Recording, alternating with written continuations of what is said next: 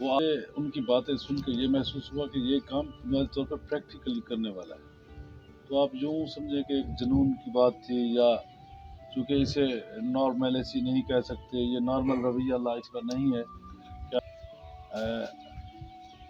جو پڑھا لکھا نہ ہو سوالات کے لیے بے چین ہونا شروع ہو جائے، جن کا ظاہری طور پہ کچھ حاصل نہیں ہے. اگر آپ کسی سے کہیں کہ یہ دنیا عارضی ہے، یہاں رہنا جو ہے عارضی ہے، تو ان چیزوں کی کوئی افادیت نہیں ہے، تو کوئی بھی ان باتوں پہ کان دھرنے کے لیے تیار نہیں ہوگا. چونکہ ہماری پریکٹیکل لائف ہم دیکھ چکے ہوتے ہیں کہ ان ہماری جو دنیاوی چیزیں، ان کا ہماری زندگی میں بہت بڑا اثر رسوخ ہے، بہت بڑا ان کا کردار ہے. تو ان سے آپ ماورا نہیں ہو سکتے.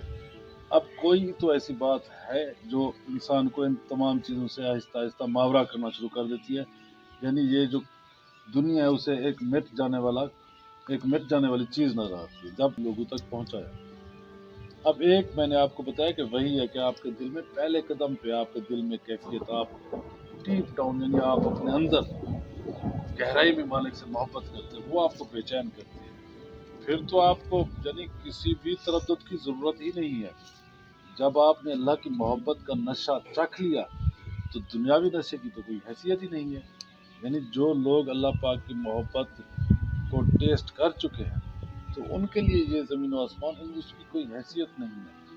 اگر حیثیت ہے تو ان معنوں میں کہ وہ یہ سمجھتے ہیں کہ یہ میرے اللہ کا کارخانہ قدرت ہے. اگر کوئی جو انسانی زندگی کے لیے ضروری ہے، اللہ پاک ان تمام چیزوں سے پاک و منزہ ہے. تو جو اللہ پاک کا عاشق ہوتا ہے تو اس کو بھی وہ بھی اسی ڈگر پہ چلنے کی کوشش کرتا ہے کہ اللہ پاک نہیں کھاتا، میں اس کا عاشق ہوں. آپ نے دیکھا ہوگا کہ کئی لوگ آپ کو ملے ہوں گے لائف میں ایسے فقراء جو بالکل ایسے مجذوبیت میں، بلکہ عام دنیا داری کے لوگ یا دنیاوی حیثیت والے لوگ ان کے ساتھ بیٹھنا تک پسند نہ کریں. یعنی ہر اس چیز کو وہ حرام سمجھتے ہیں جو انہیں محسوس ہو کہ یہ اللہ کے عشق میں حائل ہے، یا اللہ کی راہ میں، اللہ کے عشق کی راہ میں ہمارے لیے رکاوٹ ہے. عشق یعنی خود کو مٹا دینے کا نام ہے. اب دوسرا ہے کہ محبوبیت جلوہ افروزی ہے. محبوبیت میں وہ اللہ پاک کی چاہت کا رنگ ہے. اللہ پاک جب چاہتا ہے تو وہ پھر اپنے اس مقصد ہستی کے اظہار کا اہتمام فرما دیتا ہے. تو یہ مالک کی مرضی ہے کہ چاہے تو آپ کو گلیوں میں رول دے، آپ کو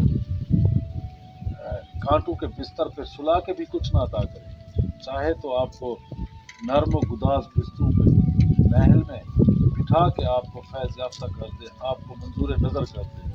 اب یہ دیکھیں مالک کی چاہت کا جو اظہار ہے یہ برکھا کی صورت میں، بارش کی صورت ہو. اب یہ دیکھیں اب یہ کیا ہے، مالک کی محبت کی بات ہو رہی ہے، اللہ پاک کی نظر کرم کس رنگ میں جلوہ افروز ہو رہی ہے، یہ بارش کی صورت میں. بارش کیا ہے؟ اللہ پاک کی صفت کا ایک اظہار ہے.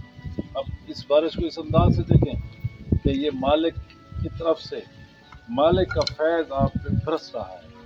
جب آپ اس انداز سے محسوس کریں گے تو آپ کے جسم پہ پڑنے والی ایک ایک بوند آپ کو ایسے لگے کہ جیسے کوئی دنیا کے معطر ترین کوئی خوشبو کا ایک قطرہ ہے، ڈراپ ہے، جو آپ کی روح کو، آپ کے جسم و جان کو میں تراوت پیدا کر رہا ہے اور آپ کے اندر زندگی کی روح پھونک رہا ہے. یہ مالک کی، یعنی اگر آپ ان مظاہر فطرت اور ان باتوں کو اس انداز سے دیکھیں تو آپ یوں سمجھے کہ آپ ایک سائیکل میں چلے جائیں گے. آپ کو یہی بارش، جب یہ احساس آپ کے اندر جاگزی ہو جائے گا کہ یہ بارش صرف پانی کے ڈراپس نہیں ہے، یہ اللہ پاک کی کریمی ہے، یہ اللہ پاک کی رحمت کا اظہار ہے.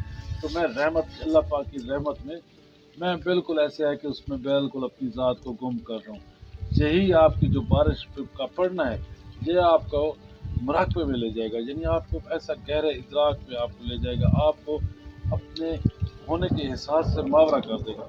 یعنی آپ کو اپنی ذات کا احساس نہیں ہوگا، صرف آپ کے چار اطراف مالک کی اسی رحمت کا ایک جو ہے نا وہ ایک سرکل آپ کو چل رہا ہوگا. آپ اس حالے میں، وہ حالہ روشنی کا ہو، آپ پہ چاند کی روشنی پڑتی ہے تو آپ جب محسوس کرتے ہیں تو آپ محسوس کریں گے کہ آپ اس چاند کے حالے میں اپنے آپ کو آپ نے گم کر دیا. وہ چاند آپ کے ہمارے اللہ کے نور سے وہ روشن ہے، اس کی روشنی ہمارے جسم و جان کو روشن کیے جا رہی ہے.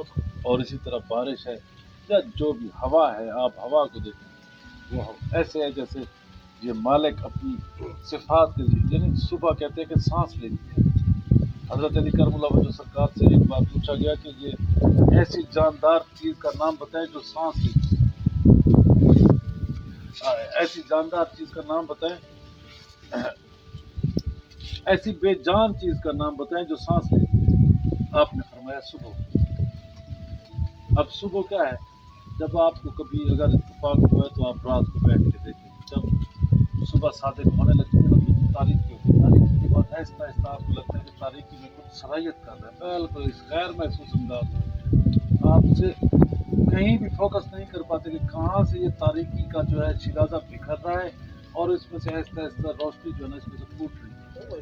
یعنی وہ دونوں چیزیں، روشنی اور اندھیرا، اس انداز سے ملتے ہیں کہ روشنی آہستہ آہستہ آہستہ آہستہ آہستہ آہستہ اس میں صلاحیت کرتے کرتے اندھیرے میں چوں چوں صلاحیت کرتی جائے گی ویسے ویسے آپ دیکھیں گے کہ تاریخی جو ہے نا وہ اس کا شیرازہ بکھرتا چلا جائے گا. اب یہ جو شیرازے کے بکھرنا ہے یہ بذات خود اللہ کی صفات کا ایک اظہار ہے.